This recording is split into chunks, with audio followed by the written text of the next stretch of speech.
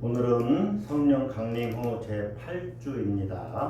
다같이 다니엘서 12장 3절 말씀을 힘입어서 하나님을 예배하는 자리로 나아갑시다.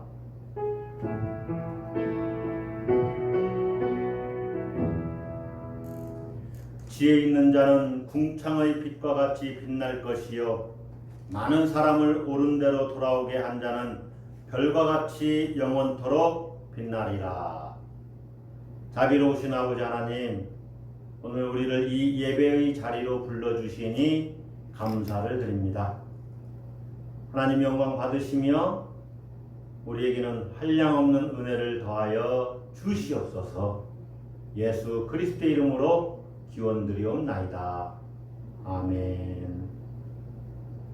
다같이 찬송가 15장 찬양하겠습니다.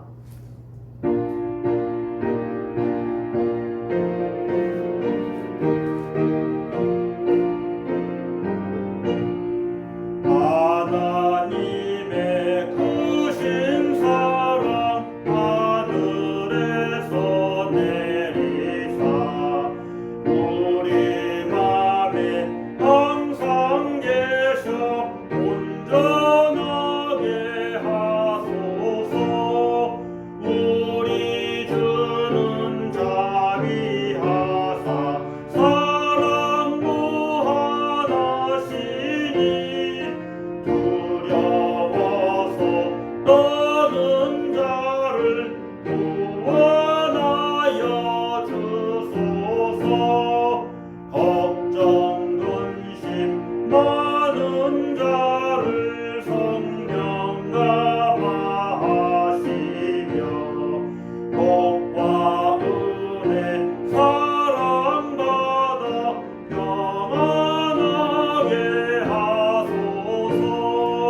처음과 끝이 되신 주님 항상 인도하셔서 마귀 유혹 받는 것을 속히 끊게 하소서.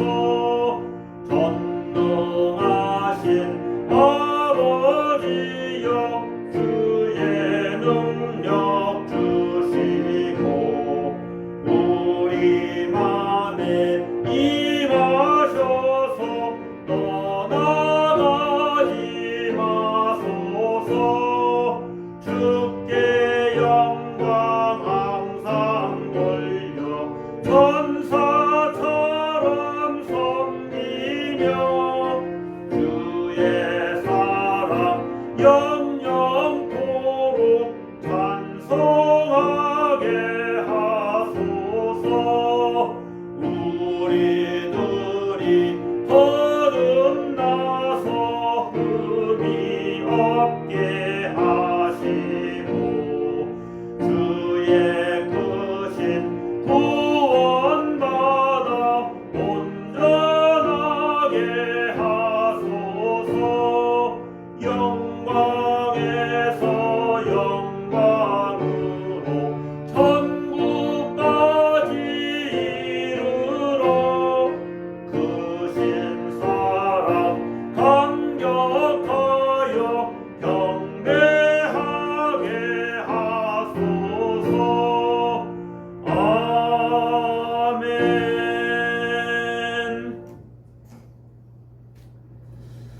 성시 교독하겠습니다. 교독문 13번 시편 23편 말씀입니다. 교독문 13번 교독하겠습니다. 여호와는 나의 목자시니 내게 부족함이 없으리로다. 그가 나를 푸른 풀밭에 누이시며 쉴만한 물가로 인도하시는도다. 내 영혼을 소생시키시고 자기 이름을 위하여 의의 길로 인도하시는도다. 내가 사망의 음침한 골짜기로 다닐지라도 해를 두려워하지 않을 것은 주께서 나와 함께 하심이라. 주의 지팡이와 막대기가 나를 안위하시나이다. 주께서 내 원수의 목전에서 내게 상을 차려주시고 기름을 내 머리에 부으셨으니 내 잔이 넘치나이다. 내 평생의 선하심과 인자심이 반드시 나를 따르리니 내가 여호와의 집에 영원히 살리로다. 아멘. 신앙 고백하겠습니다. 나는 전능하신 아버지 하나님 천지의 창조주를 믿습니다. 나는 그의 유일하신 아들 우리 주 예수 그리스도를 믿습니다.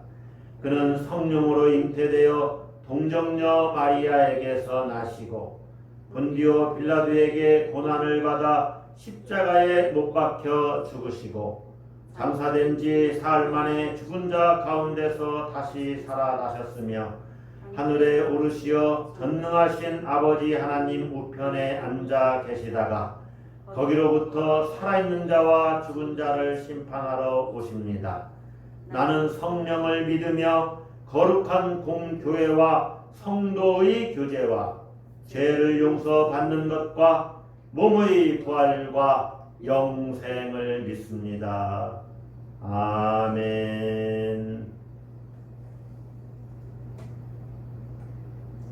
성경 1장 찬양하겠습니다.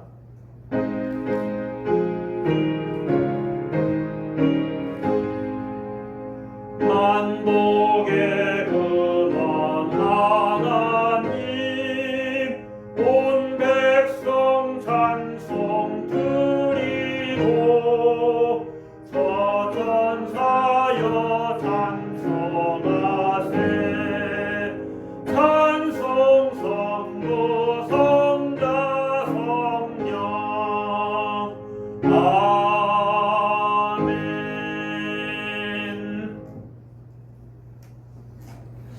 하나님의 말씀을 보시겠습니다. 오늘 우리에게 주시는 하나님의 말씀은 마가복음 6장 30절로부터 34절 그리고 53절로부터 56절 말씀입니다.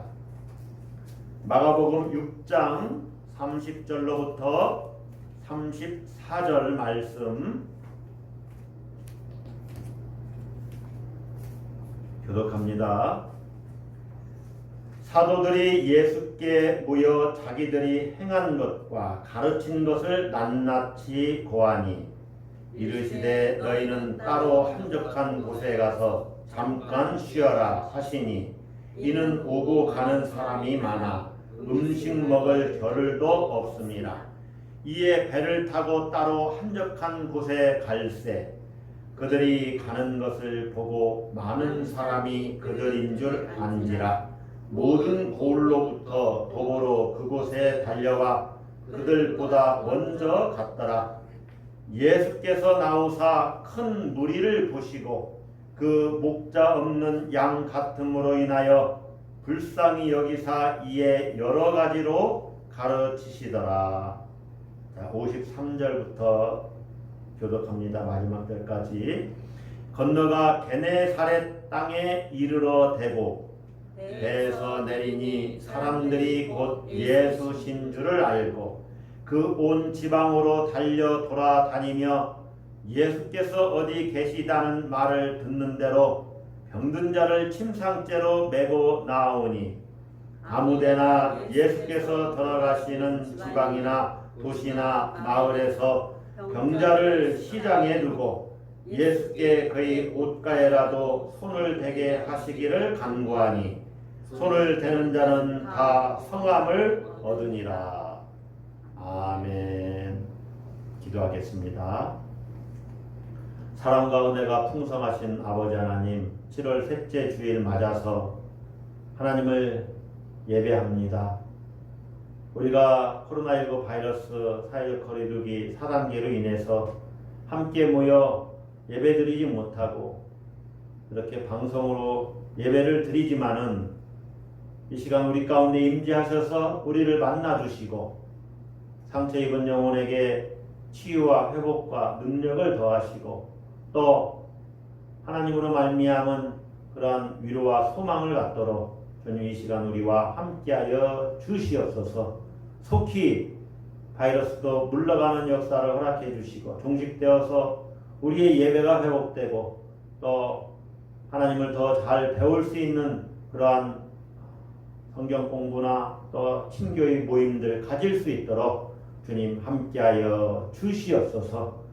하나님 이 시간에 집중하여 말씀 들을 때 하나님의 음성을 듣게 하시고 또 그 말씀이 우리의 생명의 양식이 되게 하시고 능력이 되게 하여 주시옵소서.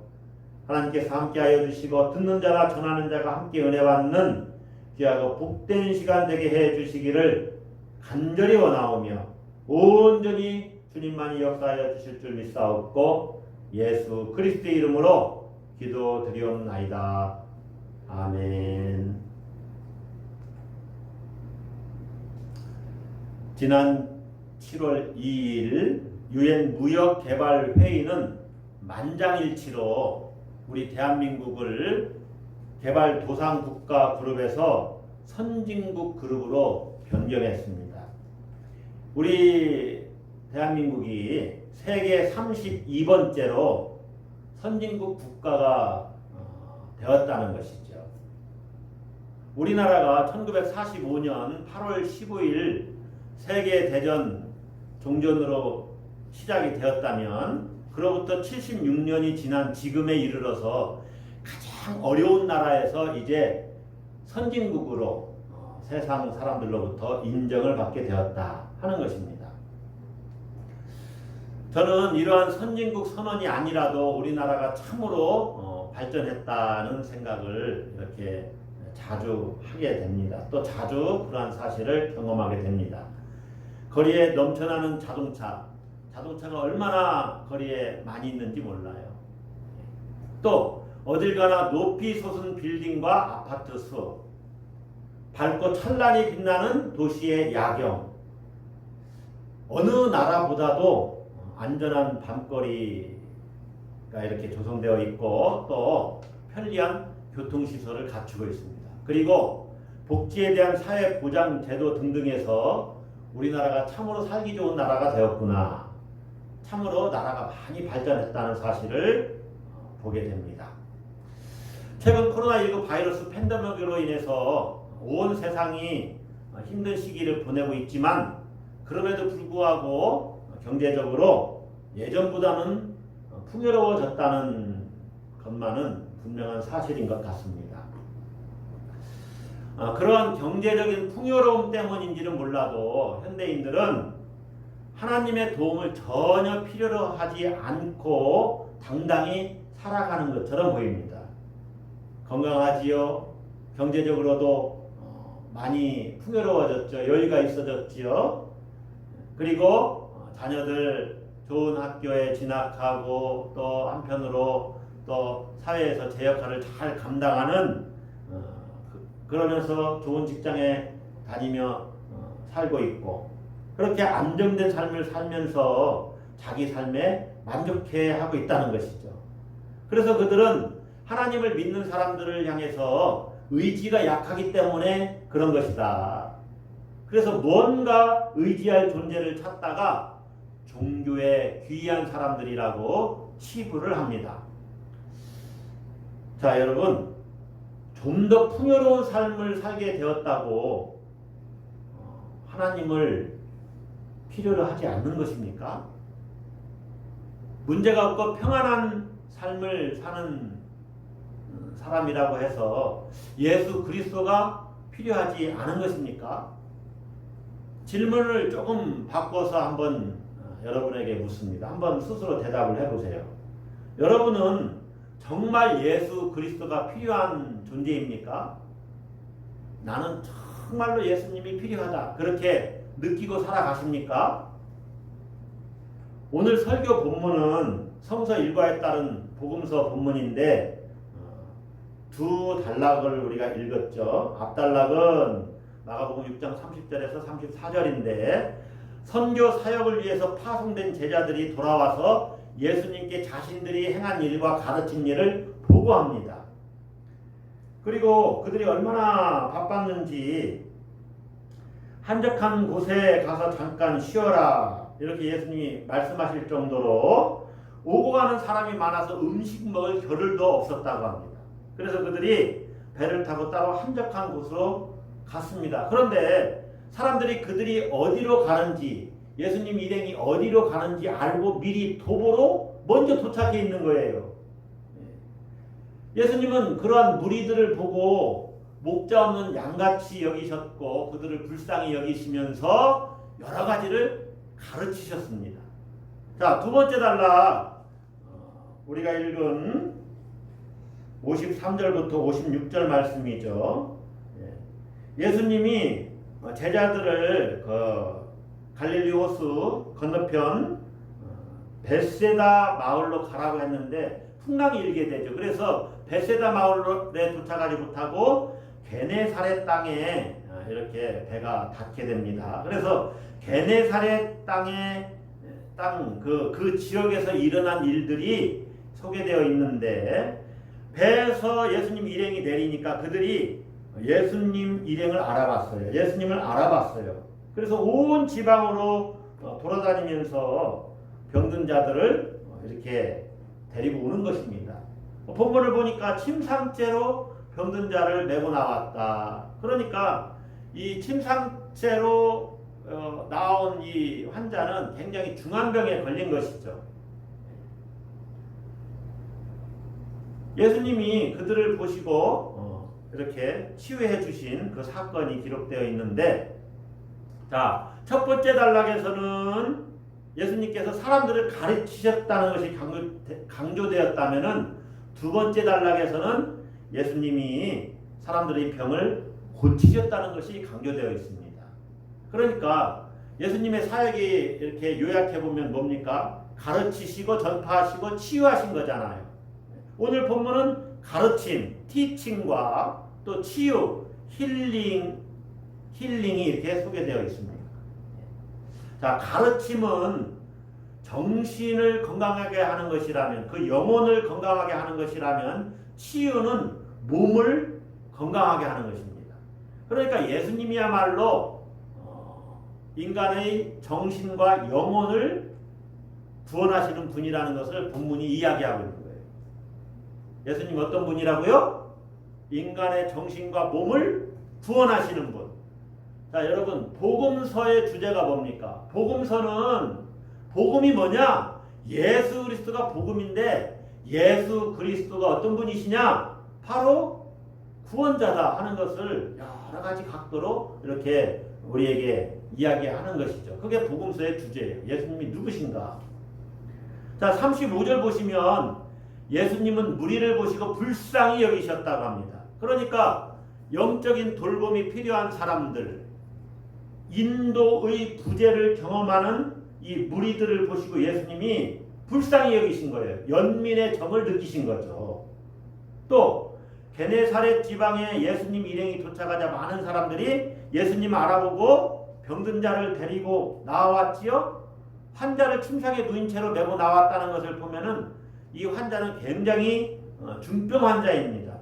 그들에게 어떤 일이 일어났습니까? 사람이 너무 많다 보니까 일일이 예수님께 기도를 부탁할 수가 없었어요. 그래서 그들은 시장에 병자들을 그냥 두고 예수님께 그의 옷가에라도 손을 대게 하시기를 간구했습니다. 자, 우리 56절 한번 보세요.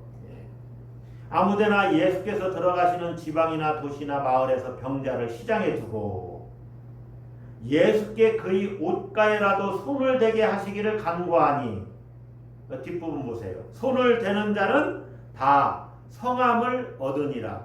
예수님의 옷자락에 손을 대는 자는 성함을 얻었다. 이건 치유됐다는 것입니다. 건강을 회복하게 되었다는 거예요. 다른 말로 말하면 구원받았다 그 말입니다. 구원을 받았다는 말과 성함을 얻었다는 말이 똑같아요.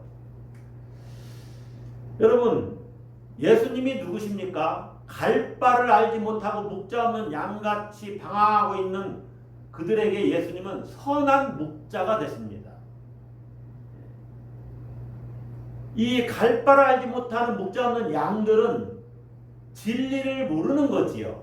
또 참다운 생명에서 소외되어 있는 존재들입니다. 그들에게 예수님이 진리를 가르치시고 생명을 주신 것이죠.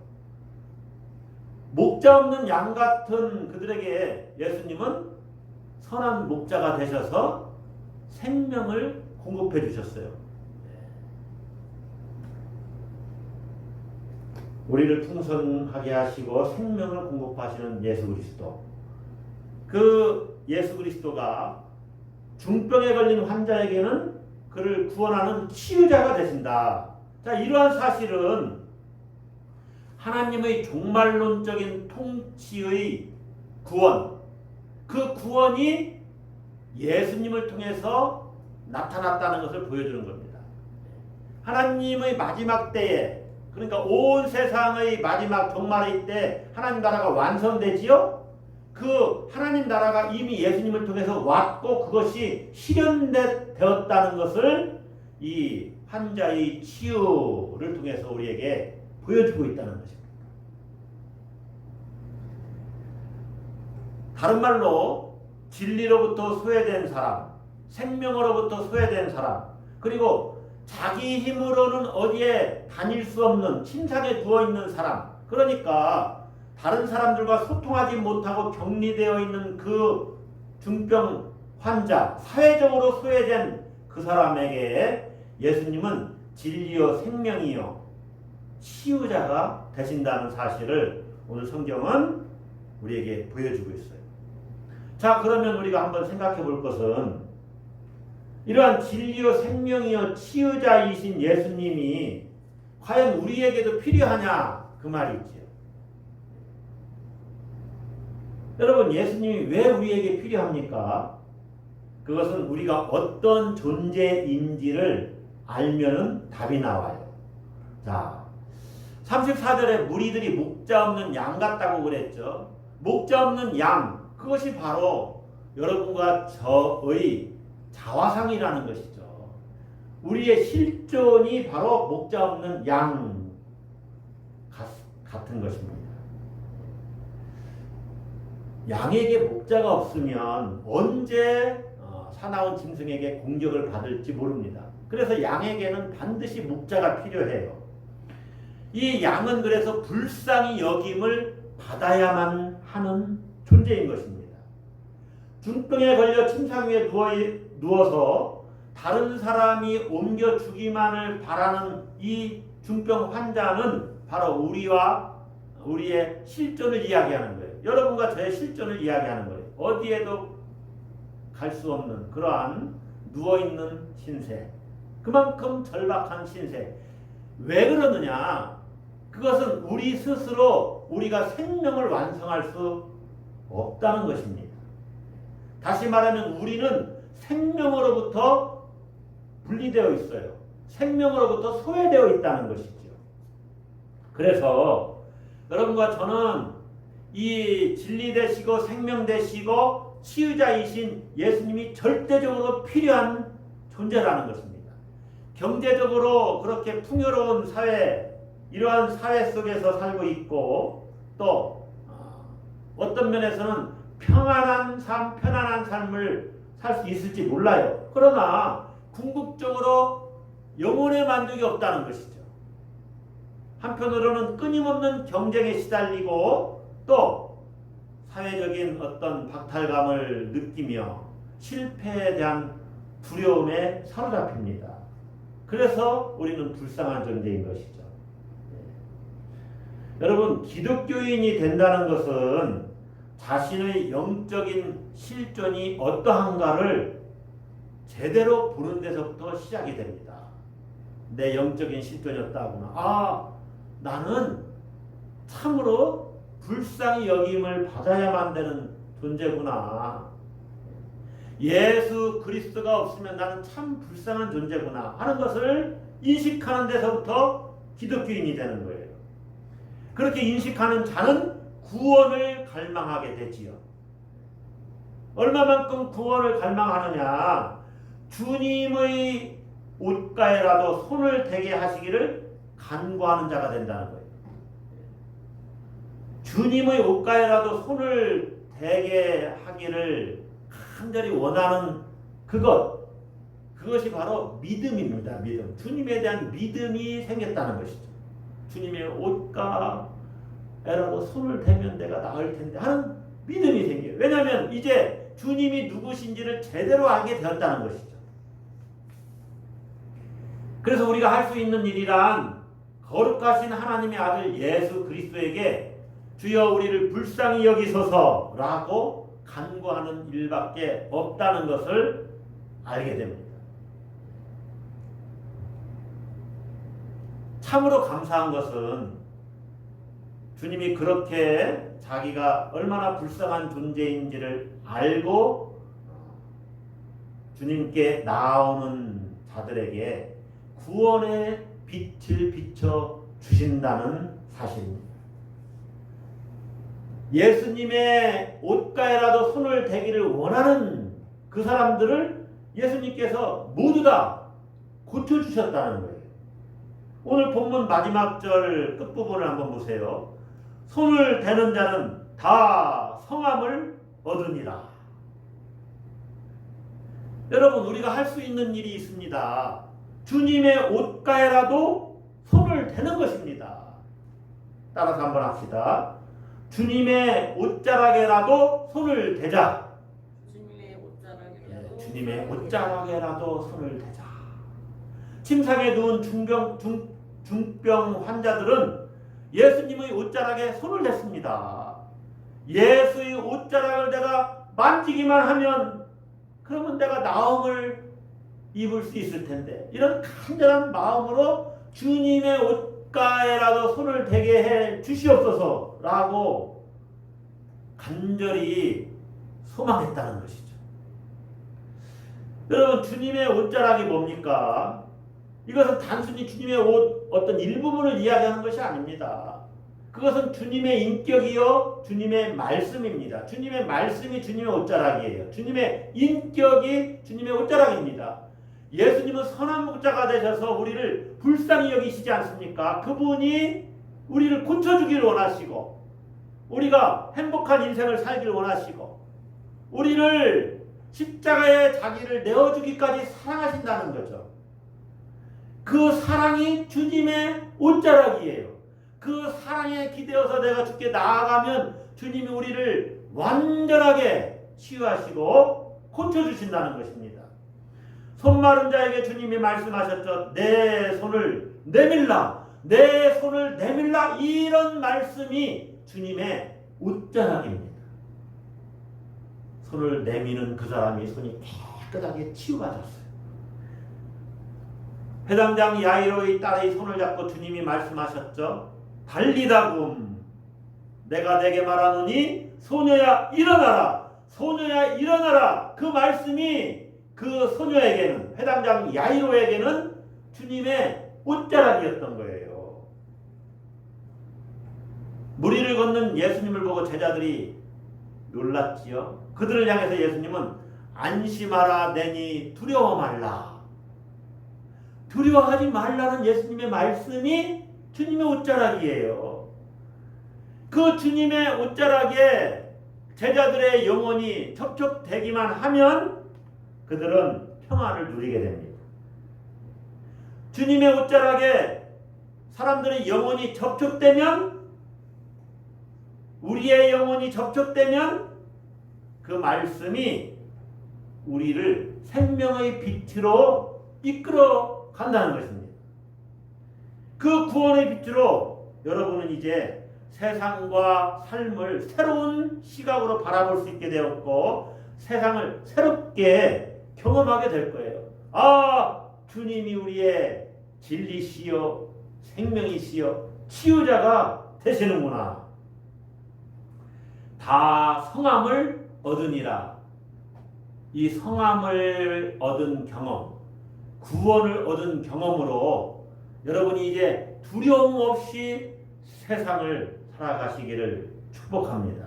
두려움 없이 감사하며 하나님 안에서는 모든 것이 다 좋다, 합력하여 하나님은 선을 이루신다 하는 믿음의 삶을 사시기를 바랍니다. 그러한 은혜가 여러분에게 넘치시기를 주의 이름으로 축복합니다. 기도하겠습니다. 자비로우신 아버지 하나님, 오늘 우리는 주님의 옷자락을 만지기를 소원합니다. 주님의 말씀에 젖어들기를 원합니다. 주님의 손을 우리가 붙잡기를 원합니다. 주여 우리를 불쌍히 여겨 주시옵소서. 이 어려운 시기에 하나님 우리를 긍휼히 여기셔서 온전히 하나님을 예배하고 우리 영혼의 풍성함을 허락하시며 모든 역경과 문제들, 궁고한 것들 다 불러가고 우리 영혼을 소생시켜 주시며 참으로 이 땅에서도 주의 나라 구하고 주님의 의를 실천하고 또 온전히 예수님 인격으로 변화되는 우리 모두가 되게 하여 주시옵소서. 한 주간도 우리들의 삶 가운데 함께 하시고 어디에 있든지 승리케 해주시기를 간절히 소원하오며 예수 그리스도의 이름으로 기도드리옵나이다. 아멘. 다같이 찬송가 569장 1절 찬양하고 제가 축도함으로 예배를 마치겠습니다. 569장 1절입니다.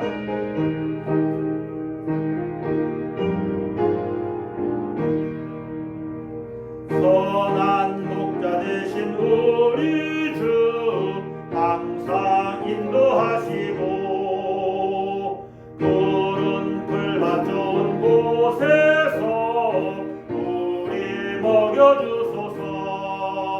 선한 목자 구세주여 항상 인도하소서. 선한 목자 구세주여 항상 인도하소서.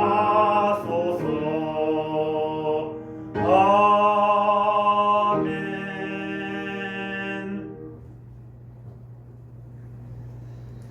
이제는 빛으로 오셔서 어둠을 밝혀주시고 우리를 생명과 진리의 길로 인도하시는 주 예수 그리스도의 사랑과 빛으로 세상의 어둠을 다 내어 쫓으시고 한 생명이 회개하고 돌아오는 것을 기뻐하시고 고대하시는 하나님 아버지의 극진하신 사랑하심과 우리가 실패하고 패배할 때에도 외면하지 않으시고 다시 일어나 싸울 힘과 용기를 허락해 주시는 성령님의 보호하심과 교통감화 감동하심이 악의 물결이 넘실대는 거친 세상을 변화시키기 위하여 복음의 행진을 힘차게 출발하는 모든 성도들에게 그 가정과 일터와 직장 위에 우리 교회와 이 민족 위에 지금으로부터 영원히 함께 하시기를 간절히 축원하옵나이다. 아멘.